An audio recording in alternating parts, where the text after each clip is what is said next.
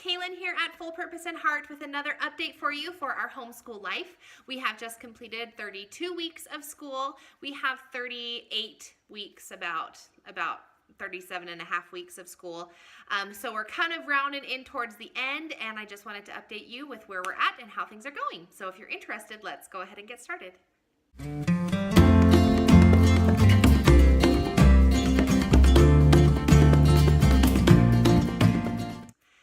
So this is going to be a pretty short video. I don't really have a lot of updating things to say, just a couple of things.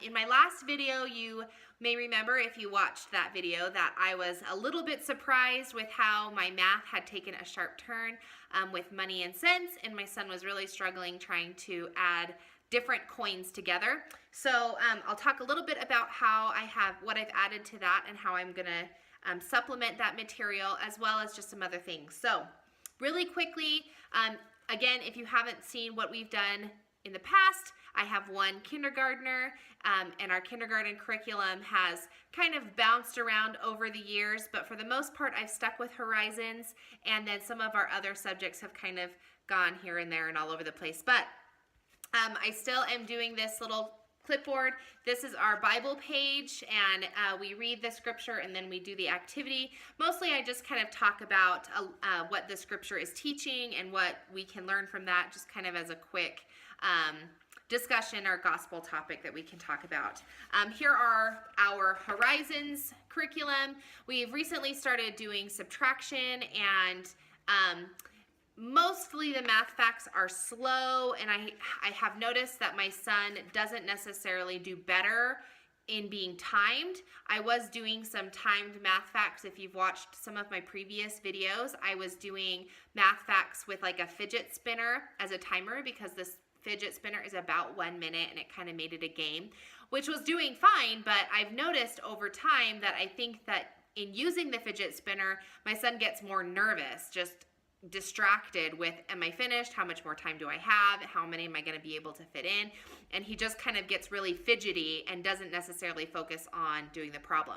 I decided to integrate the fidget spinner or the timer because I wanted him to go a little bit faster. I felt like he was getting distracted, just like staring at the problem or what was going on in the room, and just kind of not really focusing. So I've taken the timer out again, and we just kind of go over flashcards instead of doing like actual math facts on a piece of paper. I got some math flashcards at the dollar store, and although they're not great, they're working fine. I also have some flashcards that I got from Confessions of a Homeschooler through her K-4 curriculum. So I'm kind of rotating through those, and I just sit with them and go through the flashcards once, and that, usually takes enough time that by the time we get to the end of whatever number family we're doing, which right now is the number 1 number family, I'm pretty much, my attention span and patience is spent, so we usually move on after that. But that's kind of what we transitioned for that. I talked about monies and cents, or excuse me, his coin adding, and he was struggling with that. So I decided to go with, how do you guys say it? Kumon? Anyway, I went with this program. It's the counting coins for 5, 6, and 7s. And I do like it. I'm excited. I just started right at the beginning, which was pennies, and I know my son knows the pennies, mostly because it's a different color and they're 1 cent, so he can add those just fine. But I just started at the beginning anyway, because I was like, you know what? There's no sense in trying to find out where he is and then start in the middle. So I just started at the beginning. I'm actually ripping the pages out and adding them to his clipboard. So there's just an additional page whenever, and I was rotating between counting coins and the math facts, but now we just, like I mentioned, I took the math facts out, and now we're just doing the counting coins page, probably, I don't know, twice a week. Sometimes 3 if I'm feeling really ambitious. But anyway, so that's what I added in. And it has been good. I appreciate the comments that some of you left in my last video. It really helped me kind of figure stuff out, and I did end up going with this because it just fit kind of what I was doing. So anyway, that's where we are with that. Here are we're doing the confused why now, and that's going just fine. Usually with these, with the Horizon, sorry, I'm looking at the paper, you'll notice that these pages here have a lot of writing activities. Typically what I'm doing is I choose, like for a page like this, I would say, okay, do just the odd numbers or just the even numbers. It gets a little bit of math skills in there, kind of on the sly, and it just, I don't know, I have a little bit of a reluctant writer, and it takes them a long time to focus and get one word written down. So I don't know. And then for this one, I'll just do every other word or something like that. So anyway, we do a lot of like verbal answering when it comes to stuff like this, just so that he doesn't have to write quite as much.